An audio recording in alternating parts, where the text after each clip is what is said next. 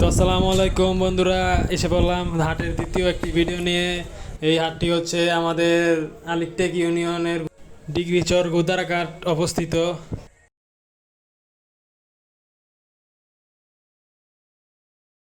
তো এই হাটে আপনার বিভিন্ন জায়গা থেকে গরু আসে, সিরাজগঞ্জ, পাবনা এবং মাদারীপুর। আমরা বিক্রেতাদের সাথে কথা বলেছি, ওনারা জানালো যে গরু আরও উঠবে।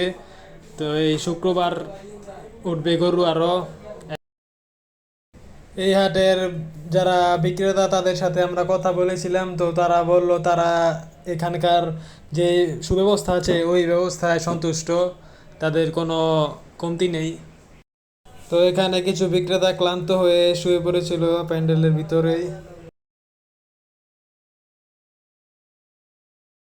এখানে একটি গরু দামাদামি হচ্ছিল, তো ক্রেতা এবং বিক্রেতার দাম বনেনি, তাই গরুটি বিক্রি হয়নি।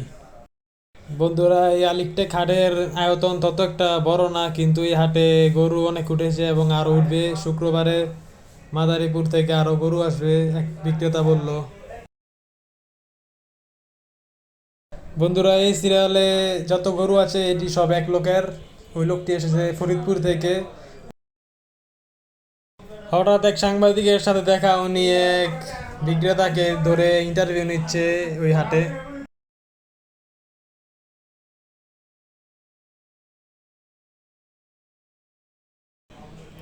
তো বন্ধুরা, এই হাটেও ওই হাটের মতনই বেশিরভাগ লাল গরু উঠেছে এবং এই হাটে কোনো আমরা ছাগল দেখতে পাইনি, একটি ছাগলও দেখিনি।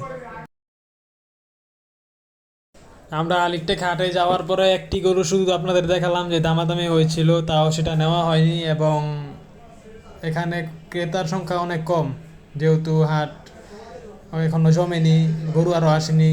তো এই হাটটি বিশুদ্ধ শুক্রবারে পুরো জমবে।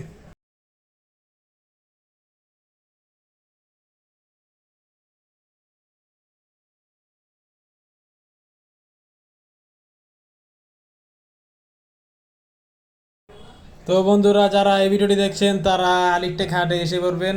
তো আমরা এখানকার বিক্রেতাদের সাথে কথা বললে যা বুঝলাম, ওনারা অনেক ভালো লোক। ওনারা বলেছে যে কম দামের মধ্যেই ছেড়ে দেবে।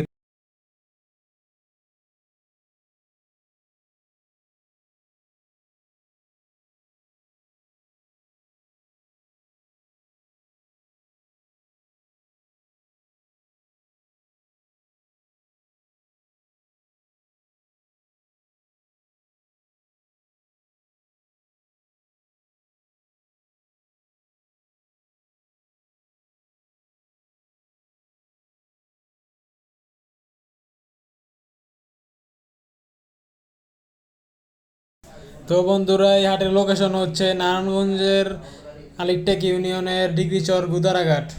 তো সবাই ভালো থাকবেন। আসসালামু আলাইকুম ওয়া রাহমাতুল্লাহি ওয়া বারাকাতুহু।